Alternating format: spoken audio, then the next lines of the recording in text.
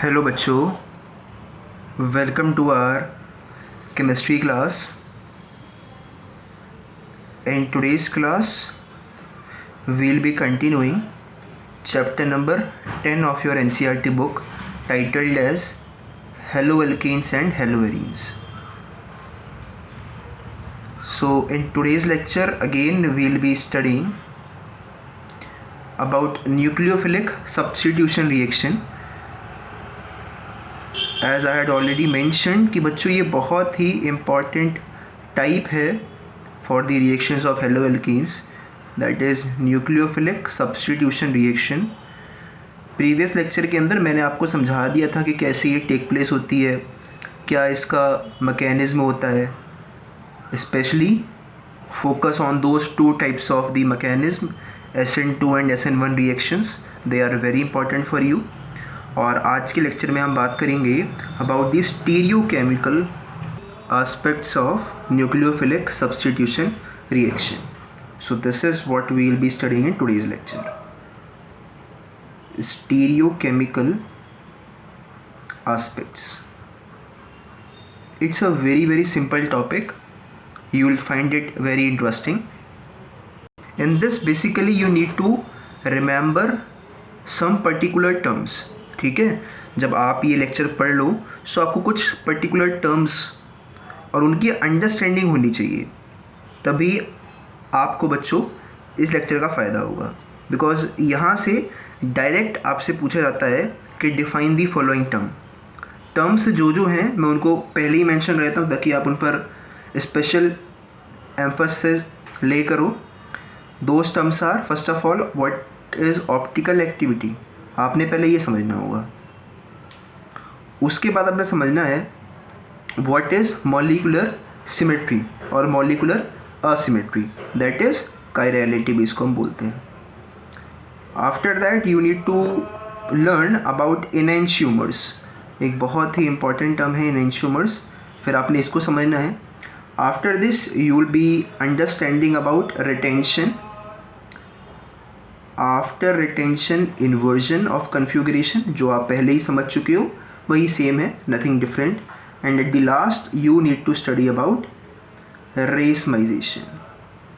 So all these terms will be taught to you in today's lecture, or at the end we'll apply the meanings of these terms on our SN1 and SN2 mechanism. ठीक है, सो ये आज का lecture होने वाला है. आप ये सारे टर्म्स सीख जाओगे, आपको इनका मतलब, इनकी डेफिनेशन और इनका कंसेप्ट, वो सब कुछ आज के लेक्चर के बाद पता होगा. So let's start. सो बच्चों, स्टीरियोकेमिकल एस्पेक्ट्स जो होता है, this is basically the aspects which are related to the arrangement of bond in a compound. कि भाई किस तरह से हमारे किसी पर्टिकुलर कंपाउंड के अंदर बॉन्ड्स की अलाइनमेंट है, उसको हम पढ़ते हैं अपने स्टीरियोकेमिकल एस्पेक्ट्स के अंदर. और इसको समझने के लिए सबसे पहले जो टर्म हम पढ़ते हैं बच्चों वो है ऑप्टिकल एक्टिविटी. कि what do we mean by optical activity of a compound. Optical activity. So बच्चों, optical activity is a phenomena that is possessed by optically active compounds. अब ऑप्टिकली एक्टिव कंपाउंड्स क्या होते हैं और ये क्या करते हैं.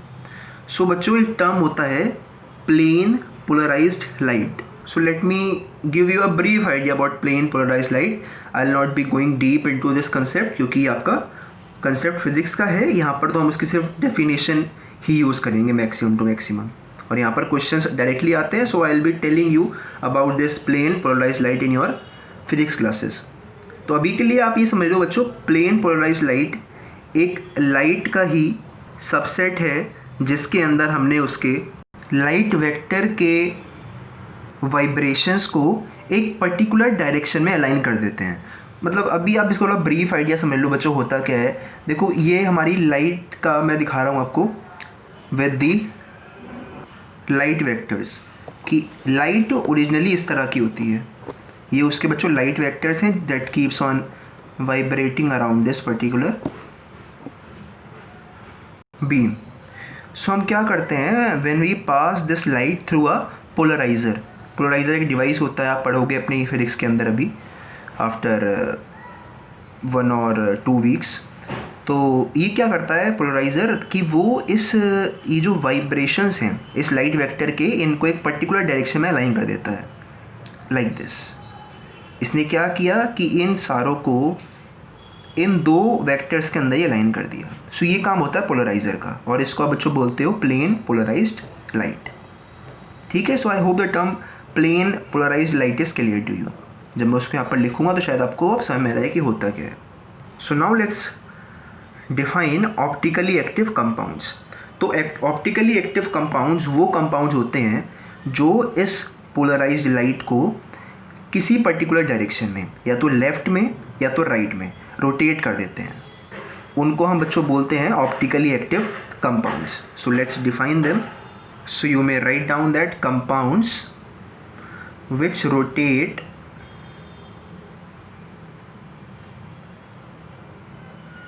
the plane polarized light. I hope it is clear. The plane polarized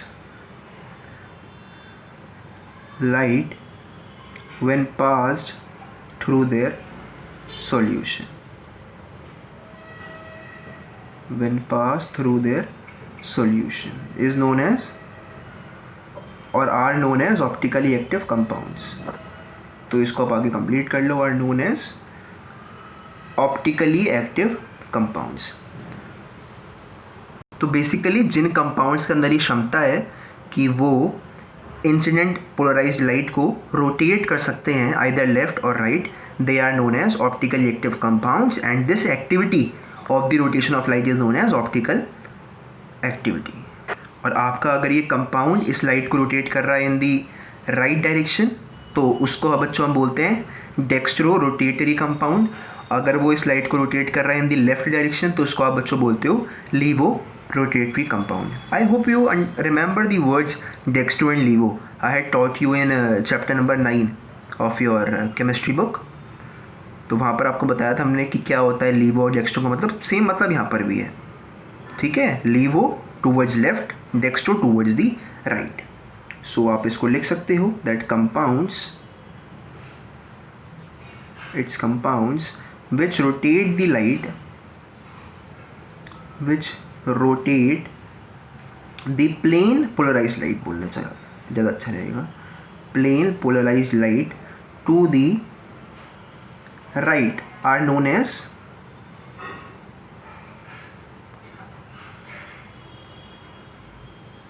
dextrorotatory, dextrorotatory.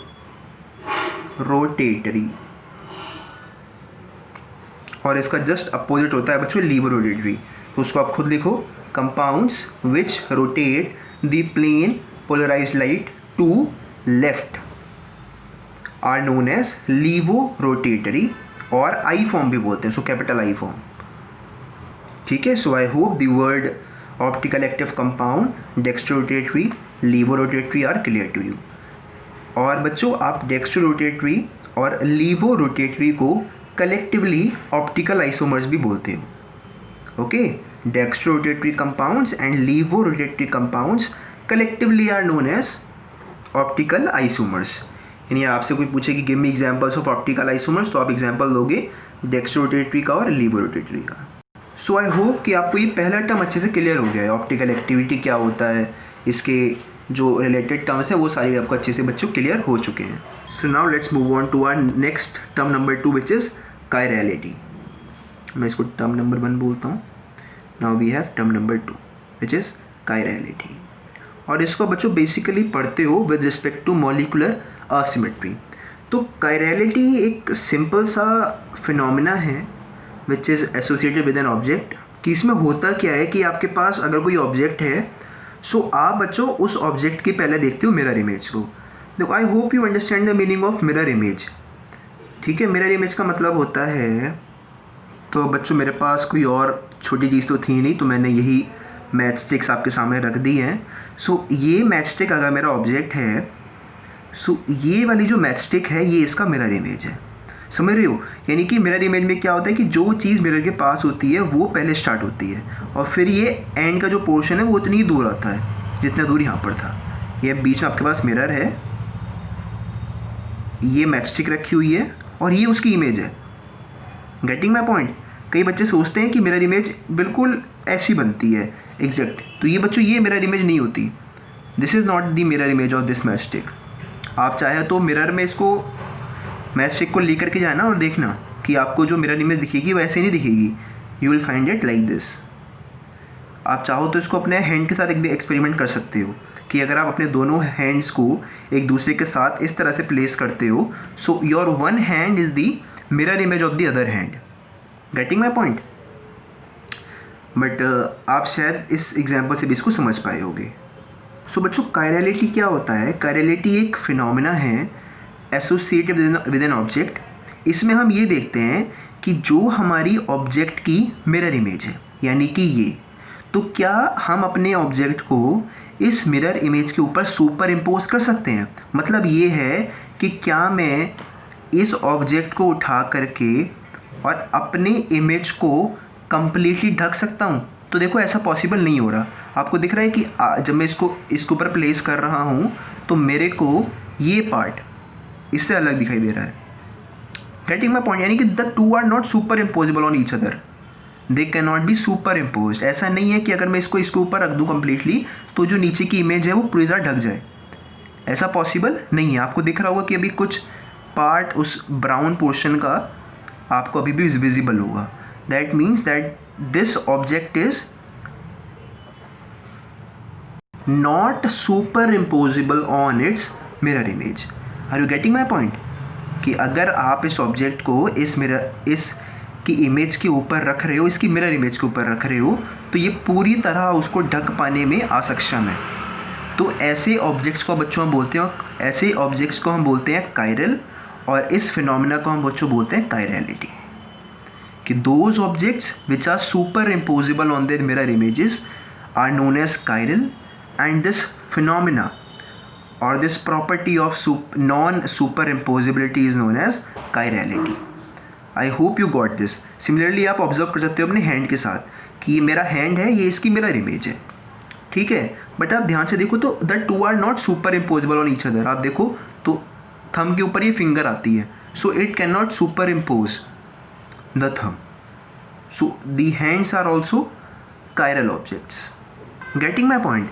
और जबकि अगर मैं एक एग्जाम्पल लूँ बच्चों एक सर्कल का, तो सर्कल एक ऐसा ऑब्जेक्ट है जो कि अपनी मिरर इमेज के ऊपर से सुपर इम्पोज हो सकता है। ऑब्वियस सी बात है भाई, अगर आप इस सर्कल को उठाओ, ऑब्जेक्ट को उठाओ और इसकी इमेज के ऊपर रखो तो फॉर श्योर इसकी इमेज ढक जाएगी। So this circle is achiral object. इसको आप बच्चों क्या बोलोगे? अकायरल। जो सुपर इम्पोज नहीं होंगे जैसे कि मेरी मैचस्टिक, उसको आप बच्चों बोलोगे कायरल। जो सुपर इम्पोज हो जाएंगे उसको आप बच्चों बोलोगे अकायरल। ए आगे जोड़ दोगे आप। तो स्फेयर और this circle is an achiral object and my matchstick और my hand is a chiral object, ठीक है। और इसी को बच्चों हम बोलते हैं मॉलिकुलर सिमेट्री और molecular asymmetry. This is a molecular symmetric compound. मतलब कंपाउंड तो खैर क्या है, आपको एग्जाम्पल दिया मैंने, बट जो कंपाउंड इस अकायरलिटी को शो करेंगे उसको हम बोलेंगे मॉलिकुलरी सिमेट्रिक कंपाउंड, और जो कंपाउंड शो करेंगे कायरलिटी को they will be known as molecular asymmetric compounds. तो बच्चों पहले इसको डिफाइन कर लो, फिर आगे इसके बारे में बात करते हैं। Isn't it interesting thing chirality? मेरे को तो बहुत इंटरेस्टिंग लगता है ये। So objects which are non superimposable on their mirror image, non superimposable on their mirror image are known as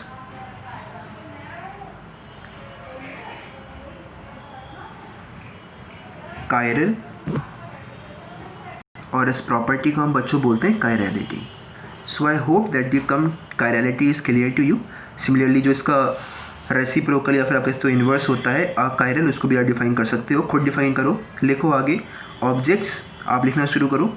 objects which are super imposable on their mirror image are known as achiral.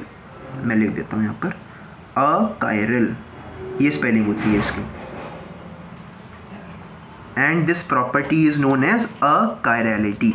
So now I hope कि आपको बच्चों दोनों terms अच्छे से clear हो चुके हैं। So now let's apply these terms into our chemistry. तो वहाँ पर भी हम क्या करेंगे कि हम एक जो भी हमें ऑर्गेनिक कंपाउंड दे रखा होगा, पहले उसके प्रॉपर बॉन्ड्स बनाएंगे, उसका स्ट्रक्चर बनाएंगे, फिर अपनी माइंड के अंदर उसकी मिरर इमेज सोचेंगे, फिर कुछ ना कुछ करके ये एक तरीका ढूंढेंगे जिससे कि हम अपने ऑब्जेक्ट को उसके मिरर इमेज पर सुपर इम्पोज कर पाएँ। यानी कि rotation of the object is allowed in this when we talk about chirality and achirality. तो आप चाहो तो उसको मैच स्टिक से भी रिलेट कर सकती हो कि अगर मैं थोड़ा सा मैच स्टिक को रोटेट करके उसकी मिरर इमेज के ऊपर रखता तो वो उसको कवर कर लेती। So that is an achiral now, because we had studied one more thing कि rotation of the object is allowed when we superimpose it on its mirror image. ठीक है।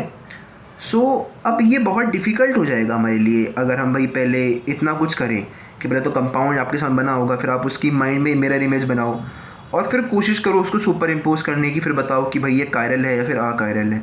So that can be a tedious task for अस।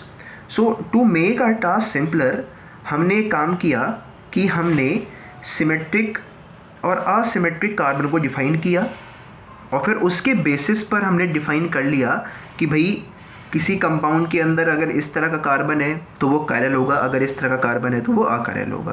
तो पहले समझ लेते हैं what is a meaning of asymmetric carbon, क्योंकि अगर आप ये समझ गए तो आप बच्चों बिना ये मिरर इमेज वगैरह के कंसेप्ट लगाए अपने ऑर्गेनिक कंपाउंड्स की कायरलिटी और अकायरलिटी को पहचान पाओगे। तो असिमेट्रिक कार्बन एक ऐसा कार्बन होता है जिस पे लगे हुए सारे सब्स्टिट्यूएंट्स, सारे मतलब चारों सब्स्टिट्यूएंट्स अलग अलग हों। दोबारा सुन लो, सारे, अगर दो भी सेम हुए तो वो असिमेट्रिक कार्बन नहीं होगा। Okay, so carbon in which all substituents attached to it, all substituents attached to it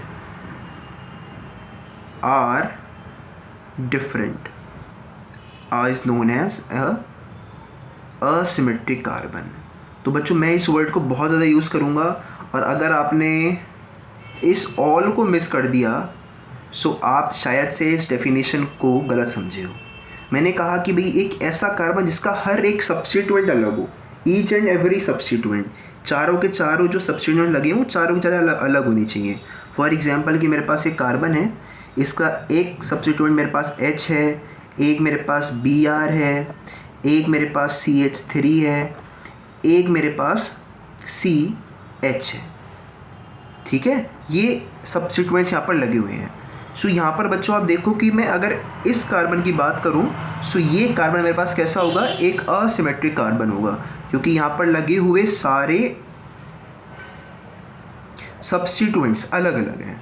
वहीं पर अगर मैं दो सब्स्टिट्यूएंट्स को भी सेम कर दूं, यानी कि ये भी CH3 है, ये भी CH3 है, तो बच्चों अब ये कार्बन एक असिमेट्रिक कार्बन नहीं रहा, क्योंकि कंडीशन क्या थी कि all substituents must be different, but यहाँ पर दो सब्स्टिट्यूएंट्स हमारे सेम हो गए। सो this is not an asymmetric carbon. Now the reason behind telling you about this asymmetric carbon is कि अब आपको कोई ज़रूरत नहीं है कि आप अपने माइंड में सोच रहे हो मिरर इमेज फिर सुपर इम्पोज करने का तरीका ढूंढ रहे हो, बल्कि अब आप क्या करोगे कि अगर आपको एग्ज़ाम के अंदर कोई भी कंपाउंड दिया जाता है और आपसे वो पूछता है कि क्या ये कंपाउंड कायरल है या फिर अकायरल है, तो आप उस कंपाउंड के अंदर ये ढूंढोगे कि पूरे कंपाउंड में क्या एक भी ऐसा कार्बन है जो कि असिमेट्रिक है, क्या एक भी ऐसा कार्बन है जो कि असिमेट्रिक है, और अगर हाँ तो वो कंपाउंड मेरा कायरल है, अगर ना तो वो मेरा कंपाउंड अकायरल है। Got my point? कि जब भी आपके पास पूछा था एग्जाम के अंदर कि भाई कौन सा कंपाउंड आपके पास कायरल या फिर अकायरल है, तो आप क्या ढूंढोगे, एक असिमेट्रिक कार्बन ढूंढोगे। अगर आपको मिलता है एक भी, even a single asymmetric carbon, so वो एक कायरल कंपाउंड होगा, और अगर एक भी नहीं मिलता तो वो एक अकायरल कंपाउंड होगा। सो यहाँ पर आप इसे स्टार्ट करके लिख लो that the presence of a single asymmetric carbon in organic compound makes it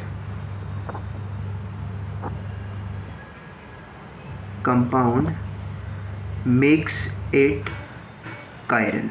यानी कि आप उसकी मिरर इमेज को आप उस ऑब्जेक्ट को उसकी मिरर इमेज पर सुपर इम्पोज नहीं कर सकते अगर उस कंपाउंड के अंदर एक भी असिमेट्रिक कार्बन है। Getting my point. और शायद यही बात आपको बच्चों इस एग्जाम्पल से भी क्लियर हो गई है। और इसके बाद मैं आपसे कहूँगा कि आप सीधा जाइए अपनी exercise number, let me check the question number. हाँ तो बच्चों वो 10.8 है the question number, example number 10.8 of your NCERT book. वहाँ पर आप जाइएगा, वहाँ पर आपसे पूछा गया है कुछ कंपाउंड्स गिवन है, यू आर आस्क्ड कि इनमें से कौन सा कंपाउंड कायरल है और कौन सा अकायरल है। तो वहाँ पर आप क्या ढूंढोगे, आप सिर्फ एक असिमेट्रिक कार्बन ढूंढोगे। अगर आपको मिलता है तो ठीक है, तो वो एक कायरल होगा, वरना वो अकायरल होगा। चलिए बच्चों, तो आप मेरे को ये बताओ कि ये जो कंपाउंड मैंने बनाया आपके सामने कि ये कायरल है या फिर अकायरल है। इसको ध्यान से देखो और बताओ कि क्या ये कायरल है या फिर अकायरल है। तो आप क्या करते हो, आप किसी भी एक ऐसे कार्बन को देखते हो जो कि असिमेट्रिक होगा। तो भाई इसको तो भूल ही जाओ, ये तो असिमेट्रिक होने नहीं वाला क्योंकि 3 H लगे हैं इसके साथ। अगर मैं इस कार्बन की बात करूं तो यहाँ पर 2 H लगे हैं, इसको ही भूल जाओ। सेम ओवर हेयर, इसको ही भूल जाओ, इसको ही भूल जाओ। तो आते हैं इस वाले केस पर कि क्या भाई ये वाला जो हमारे पास C है, क्या ये एक असिमेट्रिक कार्बन है। तो हमने देखा कि भाई एक H लगा हुआ है, एक OH लगा हुआ है। तो आइए बाकी 2 पर नज़र डालते हैं कि ये बाकी 2 कौन कौन से सब्स्टिट्यूएंट्स हैं। तो ये बच्चों CH2 होगा, ये वाला C के साथ 2 H होंगे और ये भी CH2 होगा। तो दोनों ही सब्स्टिट्यूएंट्स यहाँ पर सेम आ गए। सो ये कौन सा है बच्चों, ये अकायरल है। It's not a chiral molecule. The reason behind telling you this example was कि इस तरह से अगर एग्जामिनर देता है कि वो लिखे ना और आपको ये दे दे लाइन डायग्राम, तो आप कंफ्यूज ना हो। आपको पता होना चाहिए कि भाई बैंड्स टेल मी कार्बन, और वो H को यहाँ से मार्क नहीं करता, स्पेशली अगर उसे मार्क करना हो तो वही उसने यहाँ पर भी किया था। तो आपको पता होना चाहिए कि भाई ये चीज़ CH2 है, ये जो चीज़ है बैंड ये भी CH2 है। तो ये 2 सेम हो गए, और अगर कोई 2 भी सेम हो गए तो वो एक सिमेट्रिक कार्बन होता है and therefore it is achiral. तो I hope you got your answer कि ये एक अकायरल मॉलिक्यूल है। तो अब इतना पढ़ाने के बाद हम आपके साथ बच्चों ये 2 टर्म्स अभी डिस्कस कर सकते हैं। एक तो एनेंशियोमर्स क्या होते हैं, ये आप अभी समझ जाओगे, और एक रेसमाइजेशन क्या होता है, ये भी आप अब समझ सकते हो ये सारा पढ़ने के बाद। तो पहले आप डिफाइन कर लो एनेंशियोमर्स को। So enantiomers are simply stereo isomers, मतलब कि यही लीवो रोटेटरी और डेक्स्ट्रो रोटेटरी को आप बच्चों बोलते हो स्टीरियो आइसोमर्स। मैंने ऊपर आपको बताया था, बट वहाँ पर मैंने कहा था कि वो सिर्फ आइसोमर है। अब इसको हमने एक स्पेशल नाम दे दिया enantiomers, which are the stereo isomers which are non super imposable images, sorry non super imposable on their mirror images. ठीक है, ऐसे स्टीरियो आइसोमर्स को आप बच्चों बोलते हो एनेंशियोमर्स। तो सिंपल सा टर्म है, इसको आप डिफाइन कर लो। डेफिनेशन के अलावा इसमें ज़्यादा भी कुछ और नहीं है, तो डिफाइन करो इसको बच्चों। मैं नहीं लिखवा रहा, या फिर let me write down, it's an important term. So stereo isomers related to each other as non-superimposable mirror images, as non-superimposable mirror images are known as enantiomers।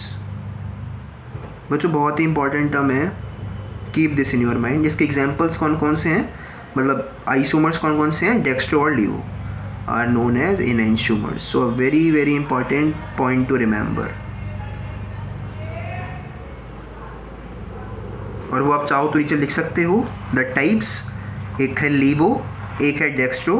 ठीक है, the difference lies in the direction of rotation in which they rotate the plane polarize light. अगर rotate करता है right में तो उसको बच्चों बोलते हो डेक्स्ट्रो, लेफ्ट में तो बोलते हो लीवो। और ये सारे टर्म्स जो आपको हम सिखा रहे हैं आज, ये सारे बच्चों बहुत ज़्यादा इंपॉर्टेंट हैं। तो अब समझ लेते हैं बच्चों इससे रिलेटेड एक और last term which is racemisation. So racemisation जो है ये एक्चुअली में एक प्रोसेस है by which you can convert enantiomers into a racemic mixture. So before telling you the meaning of racemization, I want to tell you the meaning of a racemic mixture. तो बच्चों racemic mixture एक ऐसा mixture है जिसके अंदर जो दो enantiomers हैं, कौन कौन से हैं वो, लीवोरोटेटरी और डेक्स्ट्रोरोटेटरी, वो इक्वल प्रपोर्शंस में प्रेजेंट हो. तो उससे होता क्या है कि आपके पास एक मिक्सचर है, उसके अंदर आधे कंपाउंड ऐसे हैं जो रोटेट करेंगे राइट में, आधे ऐसे हैं जो रोटेट करेंगे लाइट को लेफ़्ट में. सो ओवरऑल अगर आप देखो तो जो वो मिक्सचर है दैट इज़ ऑप्टिकली इनएक्टिव. भाई जो रोटेट कर रहे हैं टूवर्ड्स दी लाइट, उनको कोई बंदा अगर रोटेट कर रहा है टूवर्ड्स दी लेफ्ट, तो ओवरऑल इफेक्ट कितना है, ज़ीरो है. भाई जितने नेगेटिव हैं उतने ही पॉजिटिव हो गए. So they will cancel each other. Minus of the same thing and plus of the same thing is equal to zero. यही होता है बच्चों एक रेसमिक मिक्सचर के अंदर, कि इसके अंदर आप दोनों एनांशियोमर्स डेक्स्ट्रो और लीवो को डाल देते हो इक्वल प्रपोर्शन में. It is the required condition. अगर ये दोनों बराबर होंगे तभी आपकी ऑप्टिकल एक्टिविटी ज़ीरो होगी, यानी कि वो लाइट को रोटेट ही नहीं कर पाएगा, वो मिक्सचर होगा. एक रेसमिक मिक्सचर एक ऐसा मिक्सचर है जो लाइट को रोटेट नहीं कर पाता. क्यों? क्योंकि उसके अंदर जो दोनों एनांशियोमर्स हैं they are in equal proportions. तो बच्चों पहले आप रेसमिक मिक्सचर को डिफाइन कर लो, अपने आप करना. I will not be writing now.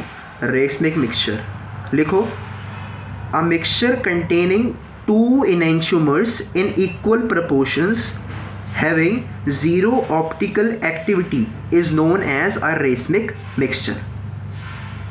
ठीक है, this is the definition of racemic mixture. एक बहुत बहुत इंपॉर्टेंट डेफिनेशन है, क्योंकि इसके एक बहुत ही इंपॉर्टेंट कैरेक्टरिस्टिक है कि इसके अंदर भाई optical active compounds equal proportions में हैं. एक का काम है राइट रोटेट करना, एक का काम है लेफ्ट रोटेट करना. So overall the optical activity is over है ज़ीरो, यानी कि ये लाइट को रोटेट नहीं करेगा.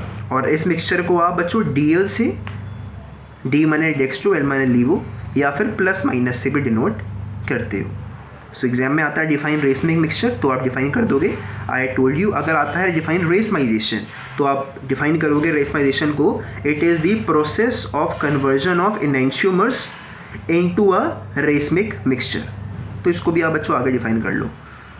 एनांशियोमर आपको मालूम है क्या है, डेक्स्ट्रो और लीवो, और रेसमिक मिक्सचर मैंने आपको यहाँ पर लिखवा दिया है.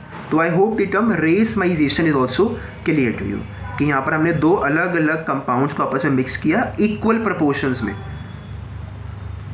और रिजल्टिंग कंपाउंड एक ऐसा कंपाउंड आया जिसके अंदर ऑप्टिकल एक्टिविटी ज़ीरो थी. So it's a very very important definition, remember it.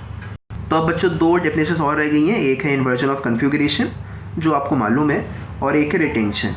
तो वो आपसे डिस्कस करेंगे retention. So now let's talk about retention of configuration, यानी कि बेसिकली रिटेंशन के बारे में आपसे हम बात करेंगे. सो बच्चों रिटेंशन जो टर्म है that is simply the opposite of the word inversion of configuration.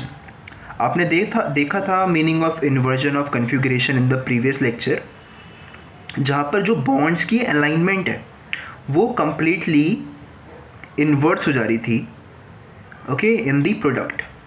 तो रिटेंशन ऑफ कन्फिगरेशन के अंदर क्या होगा कि जो बॉन्ड्स की अलाइनमेंट है वो चेंज नहीं होगी, यानी कि जो स्पेशियल अरेंजमेंट ऑफ बॉन्ड्स है with respect to the carbon atom, वो हमारा चेंज इसमें रिटेंशन के अंदर नहीं होता. तो ये सिंपल सा टर्म कहलाता है retention, and it is basically associated with asymmetric carbon. तो इसको डिफाइन कर लो, बहुत ही सिंपल है. रिटेंशन मैं लिख देता हूँ, retention of configuration is the preservation of integrity of spatial arrangement of bonds. That's it. Spatial arrangement of bonds with respect to an asymmetric carbon atom.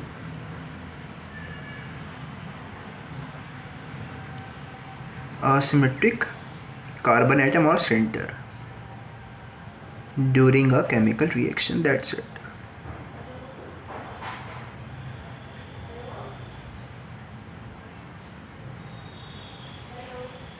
So I hope that this term is clear to you. ठीक है ना बच्चों, मतलब ये simply आप कह सकते हो कि इन्वर्जन ऑफ कन्फिगरेशन का अपोजिट है, उसका जस्ट उल्टा, कि यहाँ पर जो बॉन्ड्स की अरेंजमेंट है वो बिल्कुल भी चेंज नहीं होती with respect to this central asymmetric carbon atom. Let me give you an example.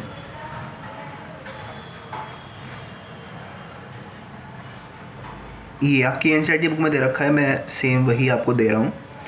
ठीक है, ये इस तरह से इस कार्बन के एस्पेक्ट में बॉन्ड्स हैं. Let's put these species A B C and let me say this is my X halogen. अब क्या होगा कि यहाँ पर हम मान लेते हैं कि भाई इस हेलोजन को कोई और हेलोजन रिप्लेस कर रहा है. ठीक है, सो क्या हम कहते हैं कि भाई जो ये सब्स्टिट्यूएंट्स हैं इसके और जो ये स्पेशल अरेंजमेंट है इन बॉन्ड्स का, ये बिल्कुल भी फ़र्क नहीं होता हमारे प्रोडक्ट के अंदर when I talk about retention of configuration. क्योंकि यहाँ पर जो है क्या है, प्रिजर्वेशन है किसकी, स्पेशल अरेंजमेंट ऑफ बॉन्ड्स की. तो ये जो अरेंजमेंट है ये ऐसा ही रहेगा, ये चेंज नहीं होने वाला. यानी कि B अगर ऐसा था तो B ऐसा का ऐसे ही रहेगा, A ऐसा था तो A ऐसा ही रहेगा, C ऐसा ही रहेगा, और आपका जो नया आया है Y हेलोजन वो आकर के सिर्फ X के प्लेस पर आकर के अटैच हो जाएगा. सो this is called retention of configuration which is maintained in case of SN1 mechanism. आपने कल देखा था. अब बच्चों एक बहुत ही ब्यूटीफुल एग्जाम्पल आपकी एनसीईआरटी बुक के अंदर दे रखा है. मैं चाहता हूँ कि मैं आपको उसको समझा दूँ क्योंकि मेरे को बहुत ही इंटरेस्टिंग लगता है वो एग्जाम्पल, और इट्स वेरी इंपॉर्टेंट. अगर आपको अपने कंसेप्ट क्लियर कर रहे हैं तो वो एग्जाम्पल पढ़ना आपके लिए बहुत ज़रूरी है. तो एग्जाम्पल कुछ इस तरह से दे रखा है कि आपको एक हेलो एल्कीन दे रखा है. Basically this is the halo alkene.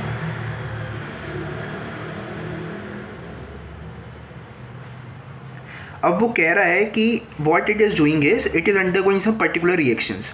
इसके साथ हम कुछ चेंजेस कर रहे हैं और ये हमें 3 कंपाउंड्स दे रहा है. 3 या फिर 2 कह दें बेसिकली. एक कंपाउंड A दे रहा है, एक कंपाउंड B दे रहा है, और एक केस में हम क्या कर रहे हैं, इस A और B का इक्वल प्रपोर्शन के अंदर हम ले रहे हैं. सो हमारे पास जो तीसरी चीज़ आ रही है वो है A + B in equal proportion. जितना A है उतना ही B है. तो आइए देखते हैं हमारे पास A क्या है. A हमारे पास हमने क्या किया बच्चों, A हमारे पास है ये चीज़, this is H, this is C2H5. अगर आपके पास बुक है एनसीईआरटी की तो आप वहाँ पर भी इसको देख सकते हो सकता है कि मेरा इतना अप्रोप्रिएट अरेंजमेंट ना है बॉन्ड्स का, तो आप उस पर भी जा सकते हो. और हमने इस Br को क्या किया, किसी और हेलोजन से, लेट मी से Cl से रिप्लेस कर दिया. Getting my point. और इधर भी हमने क्या किया बच्चों, इधर भी हमने कुछ इसी तरह से किया.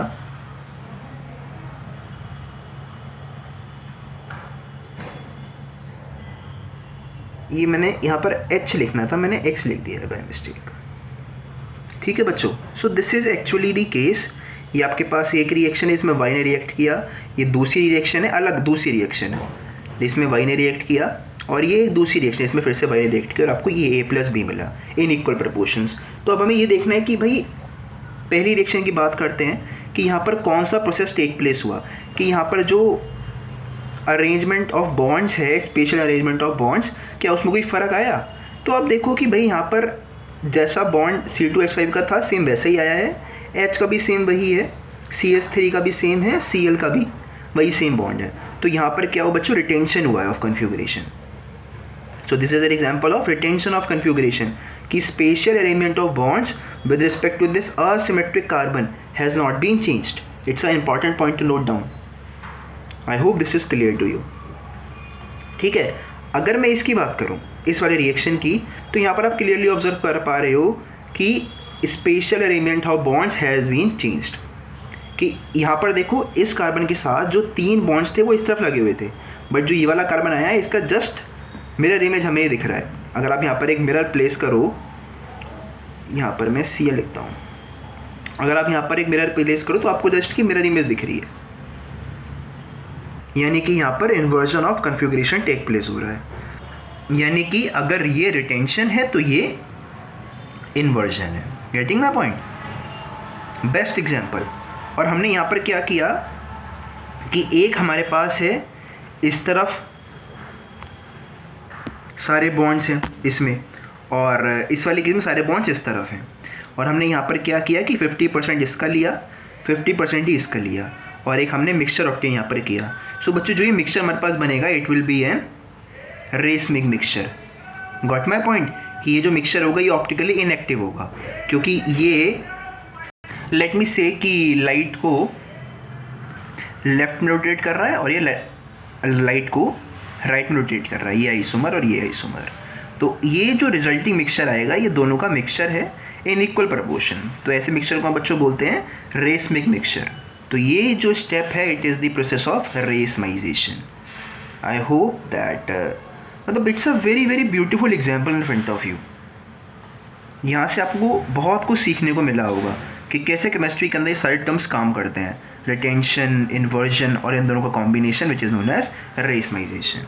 तो इसी के साथ बच्चों जो टर्म्स मैंने आपसे कहे थे कि आपको हम आज पढ़ाएंगे, जैसे कि optical activity, enantiomers, inversion of configuration, retention, racemization, chiral, वो सब टर्म्स मैंने आपको पढ़ा दिए हैं।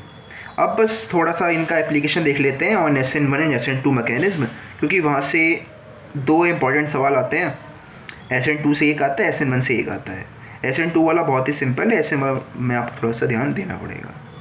तो SN2 वाले केस में आपको अच्छे से मालूम है कि SN2 mechanism take place by inversion of configuration, वो मैंने कल आपको बता दिया था। सो इन्वर्जन ऑफ कन्फिगरेशन मैंने आपको कल क्लियर कर दिया था, so that is not a new thing that I need to tell you. So आप यहाँ पर सिंपली लिख सकते हो कि SN2 mechanism takes place by और is accompanied by inversion of configuration. ठीक है, तो वो तो कोई नई बात नहीं है, so that you already know. अब बच्चे बात करते हैं कि जो SN1 मैकेनिज्म है वहाँ पर मैंने आपको ऐसा कुछ नहीं लिखवाया था कि SN1 मैकेनिज्म टेक्स प्लेस और अकर्स बाय इन्वर्जन और बाय रिटेंशन, ऐसा हमने कुछ भी आपसे डिस्कस वहाँ पर नहीं किया था। सो आइए अब उस पर बात करते हैं कि जो SN1 मैकेनिज्म है वो किस तरह से टेक प्लेस होता है। भाई क्या वो इन्वर्जन दिखाता है? तो इन्वर्जन तो बिल्कुल नहीं दिखाता। तो क्या वो रिटेंशन दिखाता है?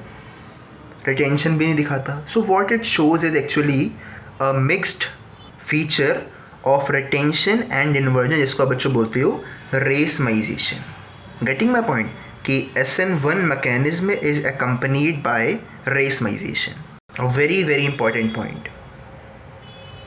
SN1 mechanism is accompanied by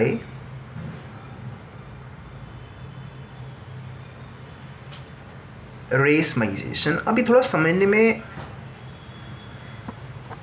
आप इसको बिलीव नहीं कर पा रहे हो कि भाई रेसमाइजेशन कैसे हो गया, कि कहाँ से इन्वर्जन के कंपाउंड्स आ गए, कहाँ से रिटेंशन वाले कंपाउंड्स आ गए, और हमारे पास दोनों का मिक्सचर कहाँ से ऑब्टेन हो गया। So for that I give you an example. और इसके पीछे का रीज़न बच्चों अगर मैं आपको दूँ तो वो ये है कि SN1 mechanism takes place by the formation of a carbocation. कि SN1 का जो स्टेप नंबर 1 होता है वो ये होता है कि यहाँ पर पहले एक कार्बोकेटाइन फॉर्म होता है।